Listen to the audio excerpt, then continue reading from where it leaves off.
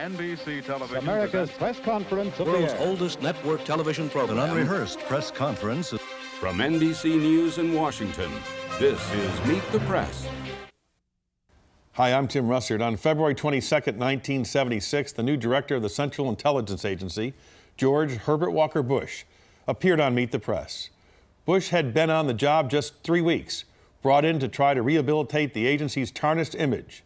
At the time, Congress was investigating allegations of decades' worth of possible illegal activities within the CIA, including a massive domestic spying program. Along with President Ford, President Bush the elder holds the record for the most appearances on Meet the Press by a man who would become president. Each appeared on this program 10 times, and President Bush came with almost as many different titles: U.S. Representative to the UN, Chairman of the Republican National Committee, Director of the CIA, Republican presidential hopeful, Vice Presidential nominee, and finally, Vice President. Here's Meet the Press from February 22nd, 1976. Our guest today on Meet the Press is George Bush, the new director of the Central Intelligence Agency. Meet the Press, the world's oldest network television program, is a public affairs presentation of NBC News. This is Bill Monroe inviting you to meet the press with George Bush, director of the Central Intelligence Agency. Mr. Bush has been in his new job at the CIA for 3 weeks. He was formerly U.S. Ambassador to the United Nations, Ambassador to China, and before that, Chairman of the Republican National Committee. He's a former Texas congressman and unsuccessful candidate for the Senate from that state.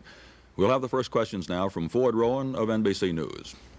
Mr. Bush, the President's new program for the intelligence agency seeks to prevent leaks and protect secrets by making it a crime for government employees to leak information about intelligence sources and methods.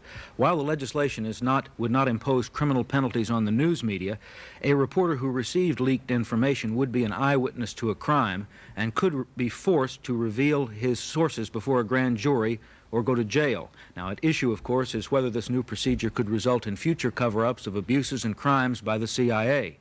Would you be willing to endorse legislation, which has been endorsed by your predecessor, William Colby, which would permit reporters to claim a privilege and not reveal their sources to government investigators? I don't think there's anything in the new legislation that would change the liability or the potential liability of a newsman. And I'm not a lawyer.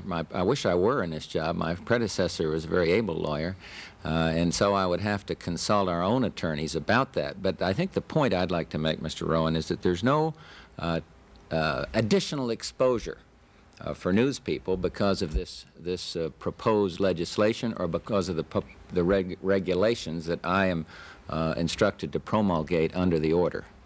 Mr. Bush, the Attorney General has said that he would be willing to call reporters before grand juries and question them about their sources. And the change, of course, is now they would be asked about a crime that they were an eyewitness to. Do you think that this could lead to future cover-ups, like, for example, the story that appeared 14 months ago in the New York Times that led to the investigation of domestic spying? Would anyone in the government have been willing to leak that information if they thought that a grand jury could find out their identity? Well, there's no change in, I think you're referring to the Hirsch story under this. The thing that is involved is sources and methods, and that will continue to be involved, but that is not what was happening under the Hirsch story. So I see no change in that happening under the legislation that is proposed by the President.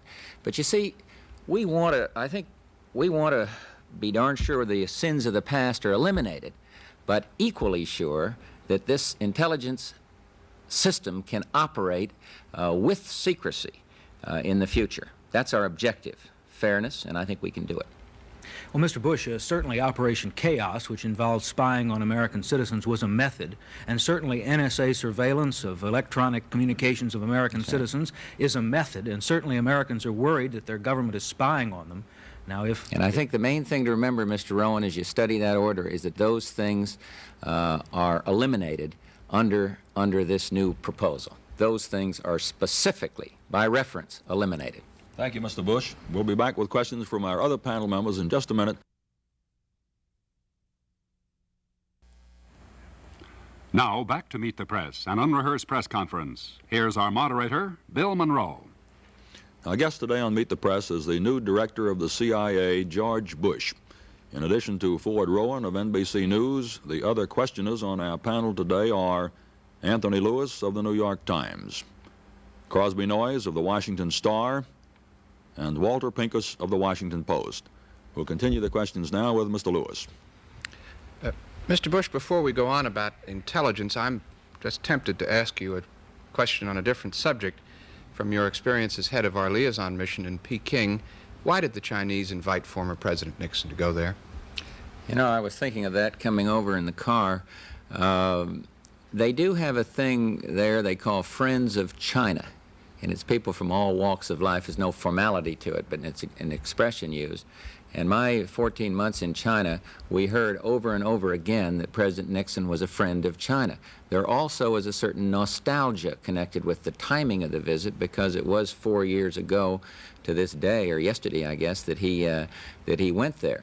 And then I'd say there's an additional point that the Chinese recognize in former President Nixon somebody who presented to them our national self-interest, but also they saw in him somebody that was very understanding of the threat in the world, which they conceived largely to be the Soviets. Now, that's not to say that they don't think others feel that way, but I think it's a combination of affection for him because of shifting the policy, and to them, he symbolizes a certain ability to cope with the Soviet. And you know, the president's visit was successful, and I think that this visit on a very different private basis is good. I think they believe in our relationship. They want a good relationship with the United States. You say you think the visit is good, and you spoke of symbols, but of course some in this country, they say about it.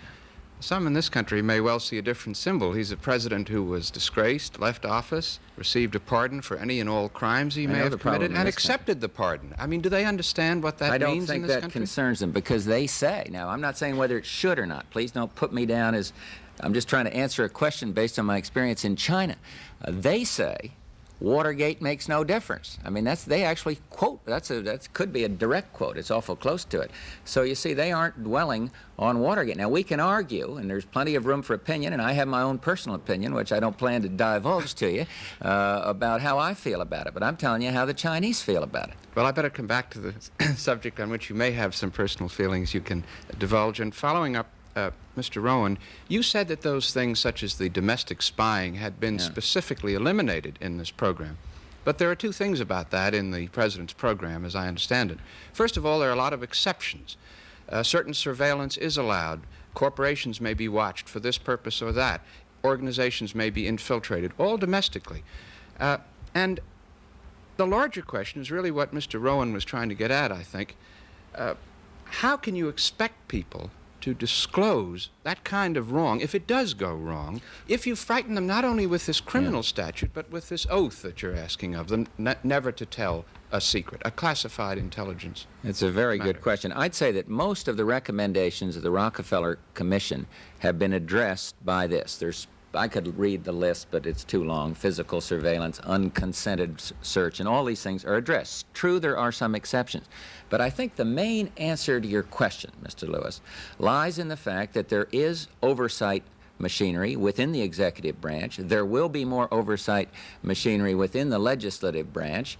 There is a better and more I think, responsive system where people of inspector generals and of general counsel activities in different agencies in the intelligence community to safeguard the people of this country against the kind of abuses that offended you and that offended me, without ruining our ability to keep secrets and without weakening our ability to keep a strong intelligence capability. We've got to do that, and some intelligence must be secret.